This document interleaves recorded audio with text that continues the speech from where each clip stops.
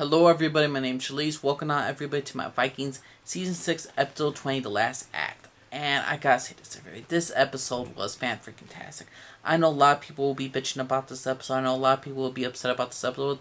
To me, this episode was fantastic. And Vikings ends off on a high note. A lot of people think it was a crappy writing. To me, I don't think it is. I think this was a very good writing. And some people even want to compare this finale to Game of Thrones. You're all off on your mid. Let's start off. Right after Floki finds Ube, they greet each other, laugh, but Floki is very distant. He doesn't really want to talk about the past. He explains how when he left Iceland, he was sick in the body and in the soul, and when he came to this new world, these people helped him, the natives. And Floki understands what Ube is trying to say about what happened in Iceland, what made you so sad, and he's like, go talk to Odair about that, because he doesn't really remember. Odair could help you, he says to Ube. And Ube understands that Floki doesn't want to talk about the past, because the past is gone for Floki. Floki is now into this new world. He's not interested in the old gods, the Christian god, the Norse god. He's all about this world right now. During this time, one of Ube's company, who was, this Viking dude who wanted the gold, kills a native. He kills a native, and the natives bring them to Ube. Ube will do a trial for him, but the thing is, though, Ube is looked upon by one of the natives woman elder, and she looks at his eyes, and Ube's like, why is she staring at me? And Floki explains, blue eyes for these people means danger or dangerous. And Ube has to make a decision. He's stuck in this place right now, because he had a great conversation with Odair also, about this, everything his father's dreamed of, this land, this beauty of this world, and he's found it. But then Odair's like, so what do you see when you see this land? And Ube's like, I see opportunity, like lands here, farming here, shipping there. And Odair says, what's the whole point of discovering new land if you're just going to do the same thing? So in this conflict, also Ube's just struggling about what he wants to do, move forward. Does he want to be like Floki and move forward, or he just going to stick to the old ways? And during this time, when Ube has to judge this guy who killed the native, they decide to perform Blood Eagle. But during the ritual, Ube decides not to.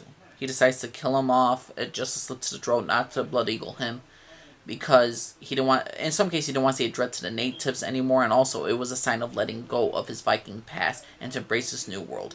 And that when Ube steps down from the podium and all that stuff from the stage, the one native speaks to Torby and says, when we said you could be a part of this land, it did not mean you could possess it. So in other words, you live here, you're going to live how we live. Now, you're not going to introduce your stuff and make us into the way you want it to be. And Ube eventually accepts that the Viking ways is done, like Floki, the Vikings way is done. Now, back in England, Ivar and Alfred have a great, and I mean a great conversation about what it means, not what it means to be Viking and Christian, but basically they represent their two sides so well, and they greet each other during this kind of peaceful rally. And Ivar says, "Will you make peace?" And Alfred says, "No, because you guys do not want peace. You only seek destruction. Your God is the God of death and all this stuff. And while your God is the God of death, my God is the God of life and the spring and Jesus Christ." And it's just a difference between the religions. And ultimately, Ivar it decides the die has been cast. In other words, no more talk with Alfred. We're gonna fight to the death. And even though Alfred's outnumbered, they still win the day. At the end of the day, Ivar dies. Ivar is dead. But how he goes out was, I know a lot of people say it's unrealistic, but the whole point of this entire season was to kill off the Vikings. And Ivar represents the Vikings in the most extreme ways. Ivar went to England to die. King Harold and him went to England to die. Just like Ragnar to die. Ragnar wanted to die because he was tired of religious stuff with the gods, and he was tired of his life. Like Ivar and King Harold, they wanted to die because they didn't want to rule. They found ruling boring. Their legacy was to destroy Alfred and all that stuff, and to go out with a bang. And that's what Ivar does. Ultimately, he goes into the battle, and he tells Vidsik, not today, brother. He doesn't want Vidsik to keep on fighting and all that stuff, because he doesn't want him to die.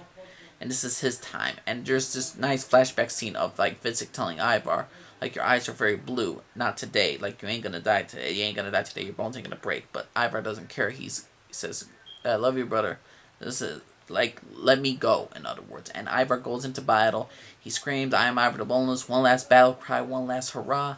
Ultimately, he's killed by a Wessex soldier with a tiny little knife that they showed in the previous episode, and he stabs Ivar. And Ivar bones breaks eventually, and Ivar whimpers to Vitzik while Vitzik's holding his dead body. And Ivar says, "I'm afraid."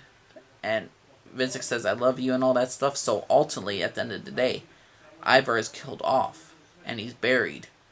And was he the greatest Viking who ever lived in the history books? Yes, but again, a lot of people are going to be upset because this ain't exactly history. The beginning of Vikings never was about history. I mean, I'm so tired of these fans who are like saying, "Oh, the show ain't the same without Ragnar, ain't historically accurate anymore." It was never historically accurate. Ragnar and Rollo were not brothers. Bjorn was not the son of Lagatha and freaking Ragnar and all that stuff. There's a lot of historical accuracies in the Vikings TV shows. It's not a told. If you want something historical, watch a documentary. That's what I say to people. But Alfred dying, I mean not Alfred, Ivar dying is acceptable and it's understandable. He wanted to come to England to die. He did not come here to conquer England and to become the new king. He didn't want to do that. He wanted to have a purpose. He wanted to have a life. He wanted to go out the Viking way. So you have two sides of the spectrum. You got the Vikings who eventually will give in and forget about the Viking way and move away from the gods, and you will have the Vikings who will die in the halls of Valhalla. Well, not die in the halls of Valhalla, but die screaming to go to the halls of Valhalla in the final battle. That's why Ivar and Harold went out like that. At the end of the day, Vitzik decides to become a Christian. Yes, a lost character who is a lost soul for all so many seasons. Yeah, I'm not really surprised. When a lot of people are shocked, but I'm like, you know what? If it's his character, he was a lost soul from the very beginning with Ivar and all this stuff, so I'm not surprised. The fact that they named him Athelstan, like Alfred named him Athelstan, was just icing on the cake. But at the end of the day, like Ube at the the last thing is Ube and Floki just talking on the beach. And Ube says, I still have so many questions. And Floki's like, who cares? You don't need to know everything. He's not here to talk about the old gods, about the Christian gods, the Norse gods. He just cares about the leaf, the wind, and all the other stuff. He's more aligned with nature, and that's enough for him. Ube says, "You remember Ragnar?" And Floki has the best line. He's like, "Of course I remember him. He's always bothering in my sleeps. He's always telling me to build him a new boat." Like, what do you need a new boat for, Ragnar? You're dead. So I absolutely love this episode of Viking. Well, I love the actual and that entire line of Floki right there. So Floki. And then Ube says, "I love you, Floki." And then also he says, "Is that the end?" And also you just see Floki just looks at him, and then they stare at the sea, and they just see the sunset with the Viking song playing in the background. A lot of people didn't like that. It was like the most people think, what do you think the Vikings went out in history by? They went out in some great big epic war? No, the Vikings went out slowly because they reverted to Christianity and to other religions, and they decided not to be, as Alfred says, their gods are savage. The Vikings' gods are savage in many cases. It screamed for death. So, in my opinion, Vikings' last act, the episode, I thought was a great episode. I think it was a very good episode. I think they could have done maybe Ivars Death at the end and all that stuff, or they could have switched around certain scenes. But I really, really enjoyed this overall the season finale, the series finale. I think this was a great series finale. It did not end the same way as Game of Thrones. I will be reviewing the entire season, Viking season 6B. And then I will be ranking the seasons. I'll be doing the top 26 characters. I also will be doing comparing Game of Thrones to Vikings. And I'm going to break down all the characters of Game of Thrones and all the characters of Vikings about which sites screwed up more. It's even a competition. But Vikings went out with a bang in my opinion. I think it made sense. I know a lot of people are upset with it.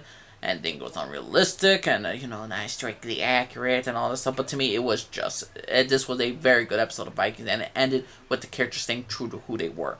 So, Vikings Season 6, Episode 10, the last act. What y'all think, everyone? Did you think it was a good episode of Vikings? Did you think it was a bad episode? Let me know what y'all think, everyone. And Lisa, and everybody. Bye-bye.